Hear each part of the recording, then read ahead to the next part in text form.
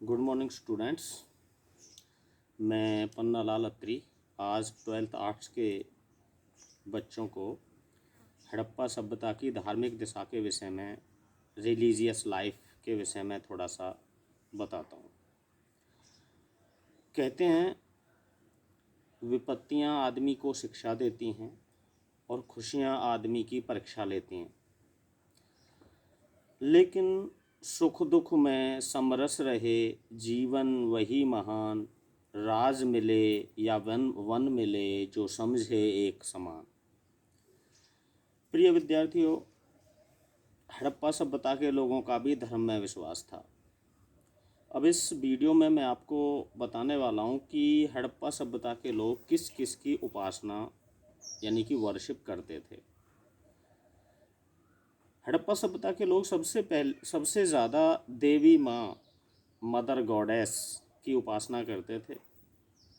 हड़प्पा सभ्यता के केंद्रों से जो मोहरें या तावीज़ मिले हैं, उन पर देवी माँ की जो मूर्ति इतिहासकारों को मिली है।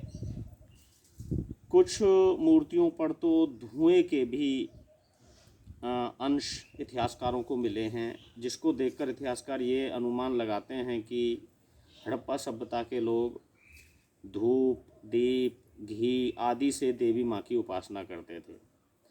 इतिहासकारों का मानना है कि हड़प्पा सभ्यता के लोग धरती को ही देवी माँ कहते थे, क्योंकि जितनी भी वस्तुएं हैं वो धरती से ही उगाई जाती हैं और इसी से लोगों का भरण पोषण होता है। इसीलिए हड़प्पा सभ्यता के लोग देवी माँ की उपासना करते थे।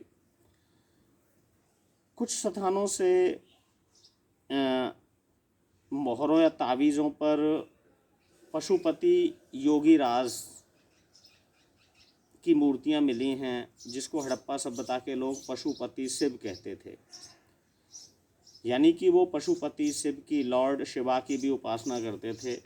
मोहनजोदड़ो से एक मूर्ति मिली है जिसके चारों तरफ पशु हैं, हाथी, सांड, और वो योगी राज की मूर्ति है। वो योग मुद्रा में बैठे हैं और उसके नीचे 2 हिरन दर्शाए गए हैं। उसको देखकर इतिहासकार ये अनुमान लगाते हैं वो पशुपति शिव यानी कि योगीराज शिव थे और वो शिव की भी उपासना करते थे। हड़प्पा सभ्यता के जो लोग हैं वो पशुओं और वृक्षों की भी पूजा करते थे। वृक्षों में वो सबसे ज़्यादा पीपल, तुलसी आदि की भी उपासना करते थे। पशुओं की उपासना में भी उनका विश्वास था। वो सबसे ज़्यादा गाय, सांड आदि पशुओं की पूजा करते थे। कुछ इतिहासकार ये भी मानते हैं कि हड़प्पा सभ्यता के लोग जो पशुओं या वृक्षों की उपासना करते थे, उनसे एक तो वनों की भी सुरक्षा होती थी और दूसरा वनों में रहने वाले जीव जंतुओं की भी सुरक्षा होती थी। यानी कि हड़प्पा सभ्यता के लोग पूजा के माध्यम से पर्यावरण और उसमें रहने वाले जीव जंतुओं की सुरक्षा करते थे। इस सभ्यता के लोगों का नदियों की पूजा यानी कि जल की पूजा करने में भी विश्वास था। वो लोग नदियों की पूजा करते थे। विशेष अवसरों पर जो स्नानागार मिले हैं वहाँ वो जल की यानी कि पानी की भी उपासना किया करते थे। कुछ इतिहासकारों का मानना है कि हड़प्पा सभ्यता के लोग लिंग और योनि की भी पूजा करते थे, क्योंकि सृष्टि की रचना इन्हीं से होती है। तो हड़प्पा सभ्यता के लोगों का धर्म में गहरा विश्वास था। बनावली, लोथल, कालीबंगान अन्य हड़प्पा सभ्यता के केंद्रों से कुछ हवन कुंड भी मिले हैं, जिनको देखकर इतिहासकार ये अनुमान लगाते थे कि हड़प्पा सभ्यता के लोग हवन भी करते थे। हड़प्पा सभ्यता के लोगों का जादू टोनों में भी विश्वास था। वो भूत प्रेतों में भी विश्वास रखते थे। हड़प्पा सभ्यता के दौरान लोगों में कुछ अंधविश्वास भी प्रचलित थे।